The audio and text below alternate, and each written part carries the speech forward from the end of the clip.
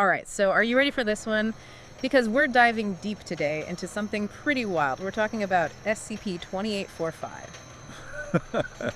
Yeah, this one is a real head scratcher. And, we're going to be using these reports from the SCP Foundation. Ah, yes, the SCP Foundation. Yeah. The gold mine for all things strange and unusual. Exactly. It's this fictional organization. Like, imagine if the Men in Black teamed up with the X-Files. Right, but instead of chasing down aliens, they're cataloging and containing all sorts of bizarre anomalies, objects, creatures, you name it. They basically try to keep these things secret from the public. It's a really interesting concept, right? Like, what if there were these hidden forces shaping our world that we were completely unaware of? It definitely makes you think. And what's so cool about the SCP Foundation is that it's this massive online collaborative writing project. Anyone can contribute to their ever-expanding mythology. It's a real testament to the power of imagination and collective storytelling. And, SCP-2845 is one of their most mind-boggling creations. It's this extraterrestrial entity that arrived on Earth back in 2011 as a fragment of a comet. Oh, wow. A comet fragment. Talk about making an entrance. Yeah, no kidding. And get this, its arrival triggered a massive tsunami. So not exactly the friendly, take-me-to-your-leader kind of alien encounter. Not quite. So how is this entity described in the reports? Well, they describe it as this four-legged creature with these kind of humanoid facial features and massive antlers. And it also has this ring of ice particles and metallic hydrogen spheres just floating around its head. It's a pretty striking image. Definitely not your typical alien. No, not at all. But what makes this entity really unique is its power. It can actually rearrange matter at the atomic level. Well, wait, so it can, manipulate matter? Exactly. They call it instantaneous transmutation. It can transform anything into these bizarre structures, often made of metallic hydrogen and helium. That's incredible, the things we could do if we could harness that kind of power. Right. Imagine the possibilities. But there's a catch. This entity isn't exactly friendly. Oh, so it's not just some cosmic sculptor. Nope. SCP-2845 is classified as hostile. It's caused a significant number of casualties, and it doesn't seem to discriminate in its attacks. So this thing is basically a walking, transmuting danger zone. Pretty much. To contain this entity, the Foundation built this specialized facility called Site-100. But here's where things get really weird. The containment procedures involve a series of rituals, very specific actions performed at precise times and locations within the facility. Rituals? That's unexpected. You'd think they'd just lock it up in some high-tech cage. Right. But that's what makes the SCP Foundation so fascinating. They blend science fiction with these elements of the supernatural and the occult. It's like they're dealing with cosmic forces that defy our understanding. So these rituals are they like some kind of attempt to appease this entity? That's one interpretation, and what's even more interesting is that these rituals seem to be tied to the movements of celestial bodies, specifically the conjunction of Earth and Saturn, which happens every 378 days. So the containment of this extraterrestrial entity hinges on this sort of cosmic dance with the planets. It's as if they've stumbled upon some hidden connection between the movements of the heavens and the behavior of this creature. That's incredible. It's like some ancient mythology come to life. It really is. And the nouns of these rituals add to the intrigue. You've got Cassini, Perinaldo, Epimetheus, all names related to Saturn, its moons, and a prominent astronomer who studied it. It's like they're trying to communicate with this entity on a cosmic level, using the language of the stars. And the stakes are incredibly high. According to the documentation, if these rituals aren't performed correctly or if there's any deviation from the procedures, it could lead to a catastrophic containment breach. So we're talking about a potential end-of-the-world scenario here. Pretty much. The fate of humanity rests on the precise execution of these rituals. It's like we're playing a cosmic game of Simon Says, and the consequences of getting it wrong are unimaginable. I'm starting to see why this SCP-2845 is considered one of the most intriguing cases. It's a wild ride, for sure. And we haven't even gotten to the really disturbing part. The documentation includes a statement from a containment consultant who is brought in to advise on how to deal with this entity. They call SCP-2845 the Stag. The Stag? Huh, I wonder what the significance of that name is. Right, and according to this consultant, the Stag's power and alien thought processes make it incredibly dangerous. They claim that these rituals, as strange as they seem, are absolutely necessary to keep it contained.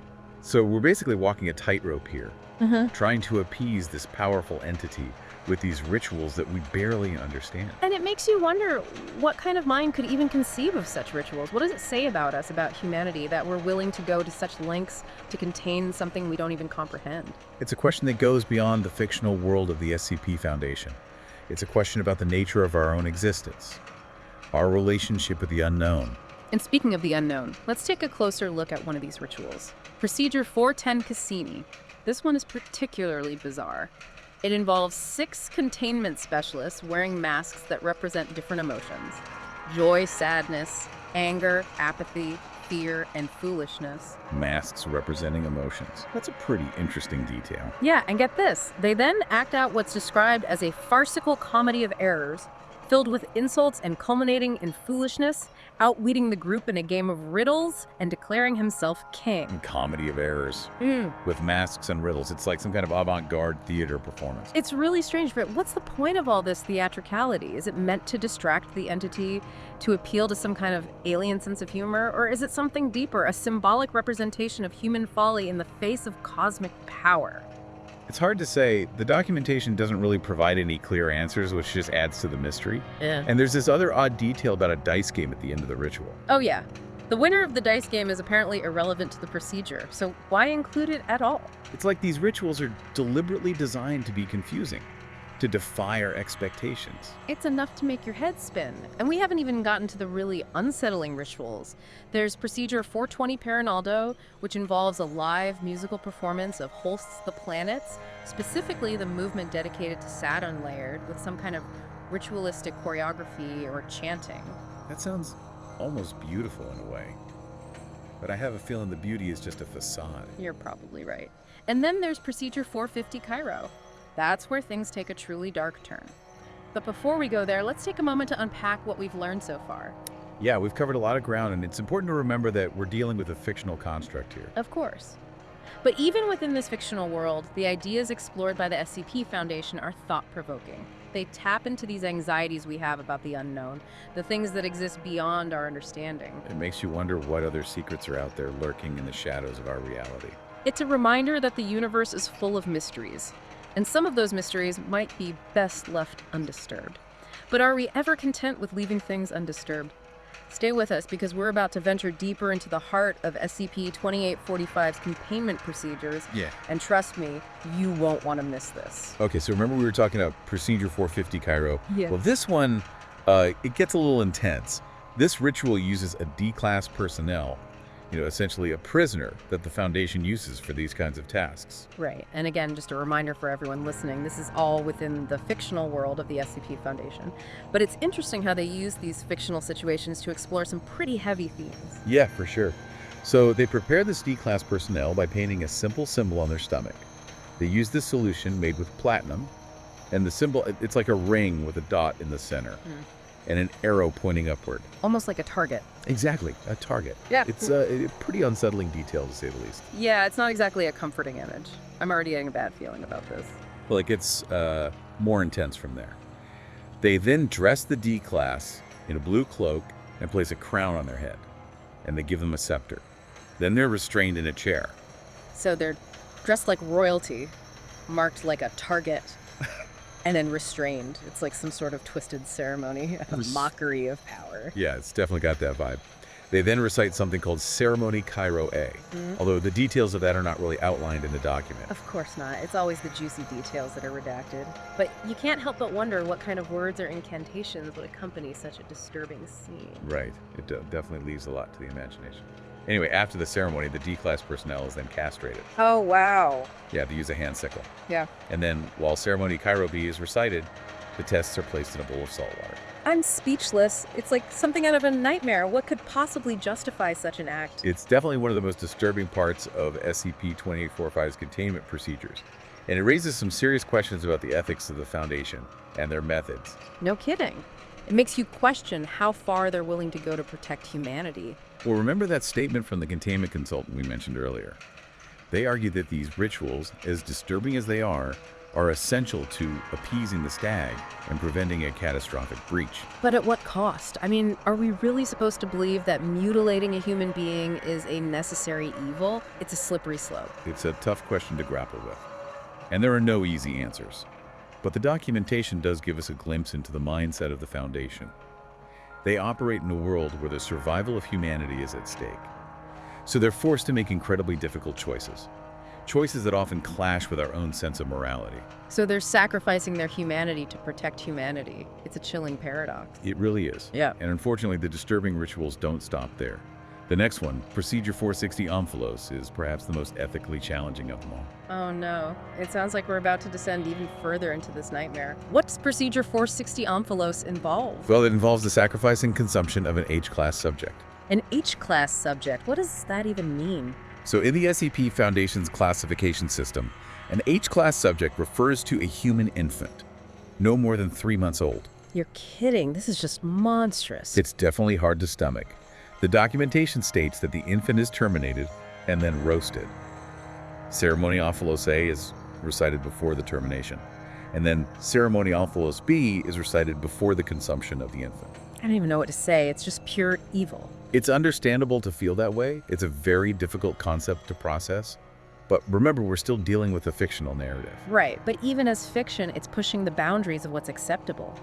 It's forcing us to confront the darkness that exists not just out there in the universe, but within ourselves. The SCP Foundation doesn't shy away from these uncomfortable truths. They force us to confront the potential for evil that exists within humanity. So is the implication here that the stag demands these sacrifices? That its containment hinges on these horrific acts? The containment consultant seems to think so. They claim that the stag operates on a level of existence that's beyond our human comprehension, that we can't apply our own moral standards to it. So we're essentially sacrificing an infant to a cosmic horror to appease it, to prevent an even greater horror. It just seems so wrong. The SCP Foundation often presents us with these morally ambiguous scenarios. It forces us to consider the difficult choices that might be necessary in extreme situations. But it doesn't end with the consumption of the infant, does it? There was something about gastroliths and vomiting. Oh, right. After consuming the infant ceremony, Omphalos C is recited over a bowl of small gastroliths, which are then swallowed. And then the participants induce vomiting. And what's the purpose of all that? It's not entirely clear, but it seems like every element, no matter how repulsive, serves some purpose in this elaborate ritual. So they vomit, and then what? Then they recite Ceremony Omphalos D, which marks the end of the containment procedures. So this whole cycle of rituals has to be performed every 378 days with absolute precision. It's a lot of pressure. It is. The weight of responsibility on those involved must be immense. I can only imagine the psychological toll it would take to participate in these rituals, to confront this entity, to witness these horrors. It would be enough to break anyone. It's true. The documentation doesn't really go into detail about the effects on the personnel, but it's definitely something to consider. Okay, so let's say for a moment that these rituals, as horrific as they are actually necessary to contain the stag. What happens if something goes wrong? If there's a breach? Well, the documentation does outline a contingency plan. If a containment breach occurs, Site-100's nuclear device is to be detonated. They would nuke the entire facility. All Foundation facilities would be locked down, and a protocol called 2845-XK1 would be activated. And what's 2845-XK1? It's codenamed Strike Down the Moon. Strike down the moon. What does that even mean? That sounds absolutely insane. The specifics of the protocol are redacted, of course, but it definitely doesn't sound good. Destroying the moon, even as a last resort, would have catastrophic consequences for life on Earth. Does that mean that the stag poses a threat not only to humanity, but to our entire planet? It's possible. The SCP Foundation often deals with these existential threats. It forces us to consider the possibility that there might be things out there that are far beyond our control, far beyond our comprehension. And on that note, I think we're going to have to move on to the final part of our deep dive into SCP-2845. Stay with us. Well, here we are. I gotta say, this deep dive into SCP-2845 has been pretty intense, right? I mean, we've gone from a comet crashing into the Earth to these bizarre rituals, and now we're talking about potentially destroying the moon.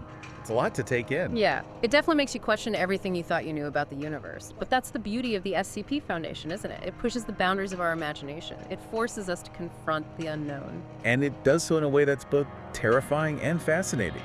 It's like they've tapped into something primal, something that resonates deep within our collective psyche, right? It's like reading a modern-day myth, a cautionary tale about the dangers of tampering with forces we don't understand.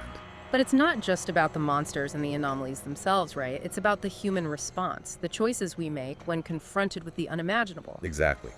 Like in the case of SCP-2845, we see the lengths to which the Foundation is willing to go to contain this entity, even if it means compromising their own morals and sacrificing human lives. Which raises all sorts of ethical questions. Right. It makes you wonder if the ends justify the means. It's a question that has plagued humanity for centuries, and there are no easy answers.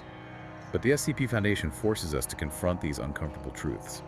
It makes us think about the price of survival. And what about the rituals themselves? I mean, as disturbing as they are, they're also incredibly fascinating. The connection to Saturn, the use of masks and music, the sacrifice and consumption. It's like they're trying to communicate with this entity on a primal level, using some kind of ancient cosmic language. It's as if they've stumbled upon a set of rules for interacting with the universe.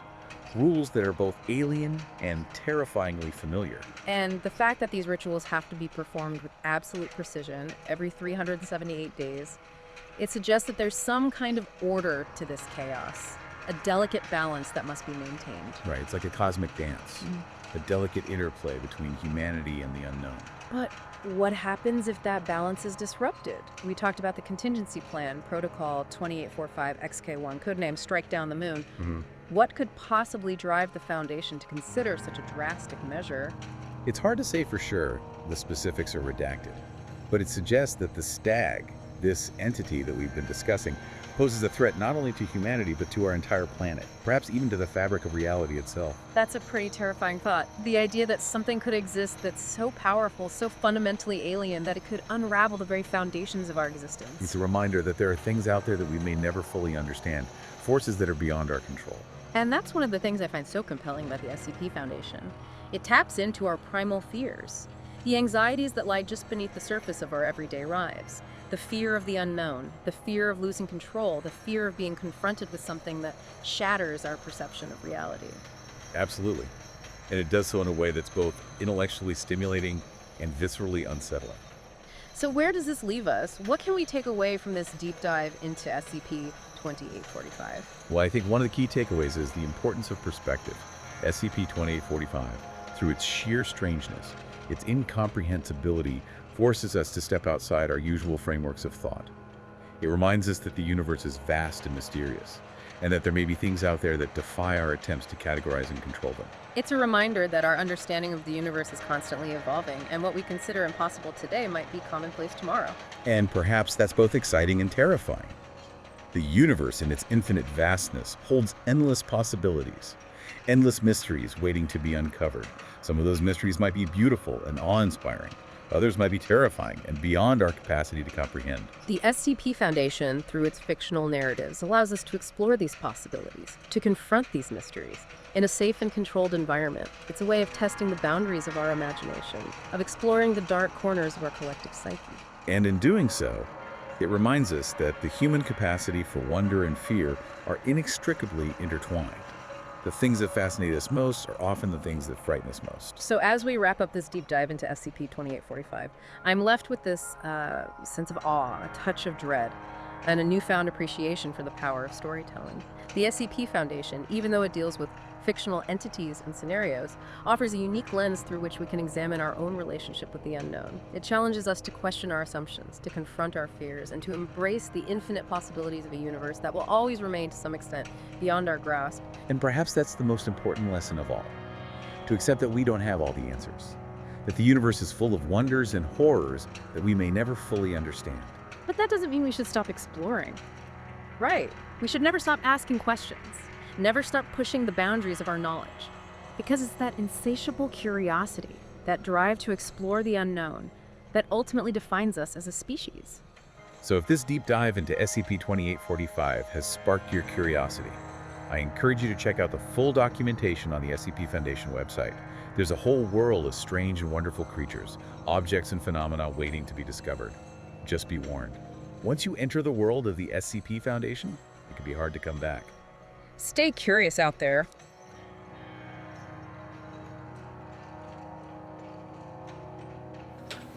Hello, Alex. You're first. Nar. What's that, Alex? Alex Docious. It's got a great name. And I'll leave it at that.